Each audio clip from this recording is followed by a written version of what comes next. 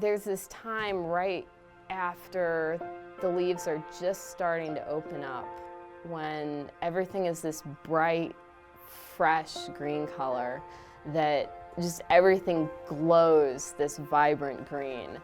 Light is streaming through the branches of the trees, and you know that life has returned.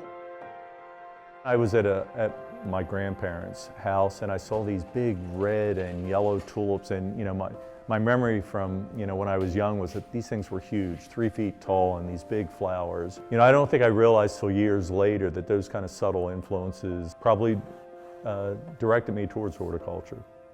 When I was a kid, we used to go to Wanamaker's in Philadelphia, and at Christmas they had the enchanted fountain displays, which were wonderful. I was probably about 8 or 9 years old. So my parents brought me here for my 13th birthday. I had never seen anything quite like that, so I was just blown away by all the fountains at Longwood.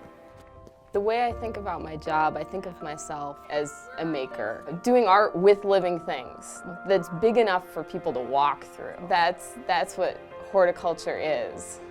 When I think about the signs of spring at Longwood, the first thing I always look for each year is, are the witch hazels in bloom? And then there's a sequence so that we have some of our minor bulbs that we have spread throughout the landscape. Once that we start seeing those plants bloom, I know a short time later, then the tulip display will start to come to life on the flower garden walk.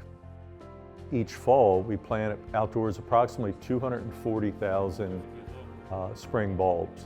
It's one of our hardest displays because it's so fleeting and it's not here very long. Then the next area that comes to life with a lot of color would be in Pierce's Woods. When you come into Pierce's Woods, you're coming off of the Flower Garden Walk, which in spring through summer is our brightest display of showy flowers and its intense sunlight. And then you should walk into Pierce's Woods and it should feel like entering this kind of a cooler green oasis. And even in the spring, the color palette is very calming whites and purples and muted pinks. Longwood Gardens has more fountains than any other garden in the United States, and that's because Mr. DuPont was fascinated with fountains. All 3 fountain systems use electric pumps that recirculate the water. In the case of the main fountain garden, up to 10,000 gallons a minute, and the pumps shoot the water up to 130 feet high into the air.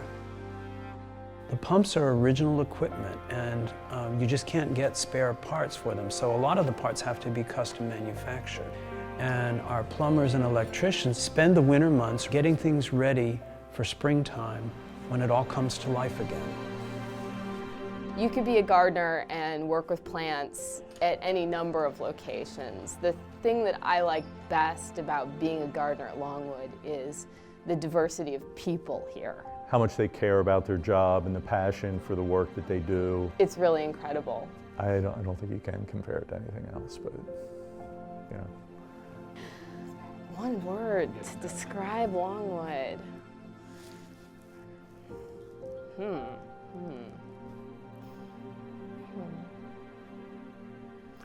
Well, I guess I feel like Longwood's home. So if I had to choose one word for Longwood, I would choose home. Feels like a home to me. Longwood Gardens 2013. Let's go beyond the garden gates.